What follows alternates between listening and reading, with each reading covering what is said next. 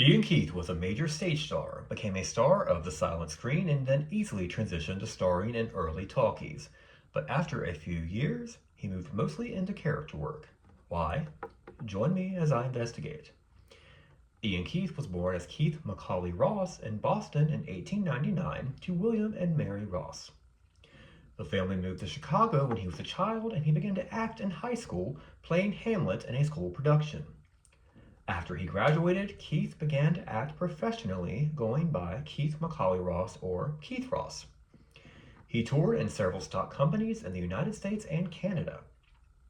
Sometime during his travels, he decided to go by Ian Keith. He made his Broadway debut in 1921 in a major supporting role with star William Faversham in The Silver Fox. In 1922, he appeared with Doris Keane in The Czarina on Broadway. His first starring role on Broadway was in a 1923 production of As You Like It, in which he played Orlando opposite Marjorie Rambeau's Rosalind. But his real breakthrough role came in late 1923 through 1924 when he starred with Lionel Barrymore in Laugh, Clown, Laugh. Gloria Swanson apparently saw him in this production and immediately wanted him to star opposite her in Manhandled and Her Love Story, both in 1924 at Paramount. So he did. Fortunately, Manhandled survives. Both pictures appear to have been hits, and Ian was off to a fantastic start as an overnight star of the screen. He then starred with Florence Vidor in Christine of the Hungry Heart and with Corinne Griffith in Love's Wilderness. He continued to star in several films throughout the rest of the silent era, often playing the romantic lead to the leading lady or a romantic rival to the leading man.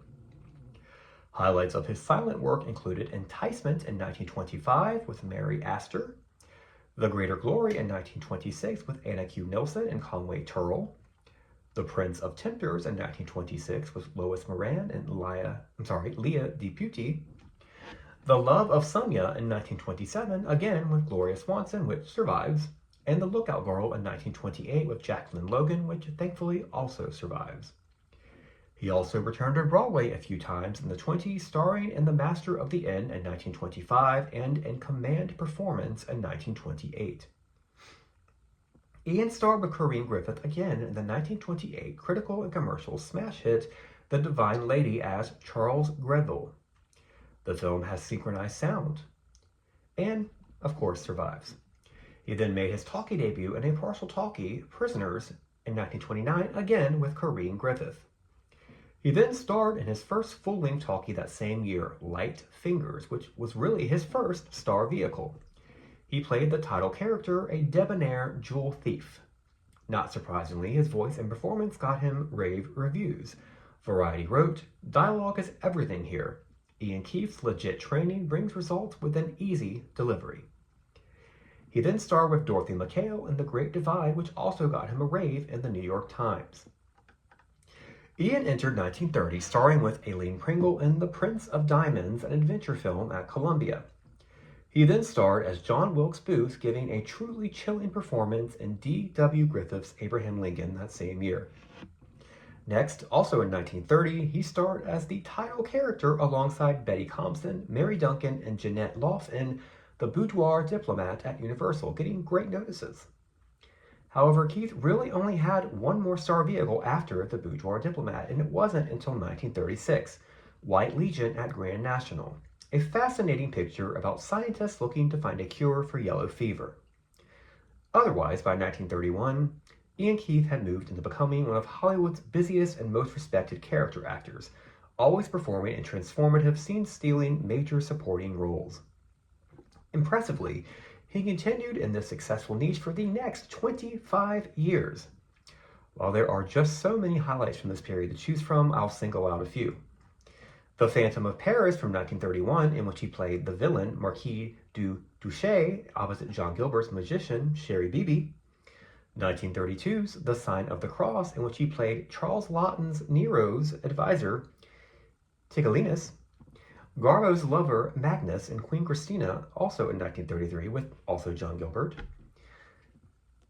De Rochefort a memorable role he played in both the 1935 and 1948 versions of The Three Musketeers. In the 48 version, he shares a memorable scene in which he almost gets into a fight with Gene Kelly. Director E. Gordon Smith in 1936's Preview Murder Mystery, Senator Crawford in 1938's The Buccaneer, Captain Hudson in 1942's Remember Pearl Harbor, Ormond Merckx, a man set on revenge in 1946 Valley of the Zombies, another unrecognizable role for him, the very unrecognizable role of Vitamin Flintheart in 1946 Dick Tracy vs. Cue Ball, in which he's a blonde with blonde facial hair, the devastating alcoholic Pete Crumbine in The Wonderful Nightmare Alley in 1947 with Tyrone Power and Joan Blondell, Admiral Burns in the cult classic It Came From Beneath the Sea in 1955, and Ramses I, who sets all of the action in motion at the beginning of Cecil B. DeMille's 1956 version of the Ten Commandments. Ian Keith also became active in television in the 1950s, appearing on Rocky Jones' Space Ranger, Waterfront, Rin Tin Tin, and Dragnet. He had also stayed active on Broadway in the 30s and appeared once in the 40s in The Leading Lady in 1948 with Ruth Gordon. He became even more active on Broadway in the 1950s and starred for Jose Ferrer twice, first in 1958's Edwin Booth, in which he played the father of John Wilkes and Edwin Booth, and then in 1959's The Andersonville Trial, in which he starred with George G. Scott, which ran through 1960. Sadly, during the run of this show in March of 1960, Keith suffered a heart attack and a perforated ulcer and died in the hospital. He was just 61 years old. Following his death, George C. Scott started the Ian Keith Award at the New York Shakespeare Festival for the actor that reflects the spirit embodied in the kindness and love Ian Keith had in his life for his fellow players. So we are left with the question, why did Ian Keith move into mostly character work after starring in several talkies? Well, even in his starring roles, he more or less was always a character actor, and even had begun his career in major supporting character roles. So it really came as no surprise that he moved back into that territory, as it was his niche. Also, he was such a chameleon, transforming himself completely and losing himself at each and every character he played. So he really was at his best playing supporting character roles, often stealing the entire film from its stars. For being one of the most truly talented actors in Hollywood history, Ian Keith is a legend.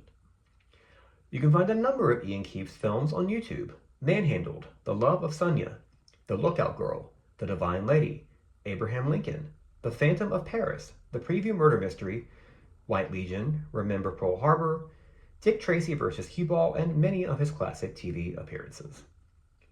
I must thank my sources for this episode: bwesterns.com, Virtual History, The Kansas City Star, The New York Times, the Internet Broadway Database, Find a Grave, and archive.org for their digitization of moving picture world and variety. Please like and subscribe or follow this account if you want to learn more about the history of silent film stars whose stardom lasted only briefly in the talkies. Up next, join me as I investigate the silent Talkie career of Myrna Kennedy. Thank you so much for joining me. Have a great day.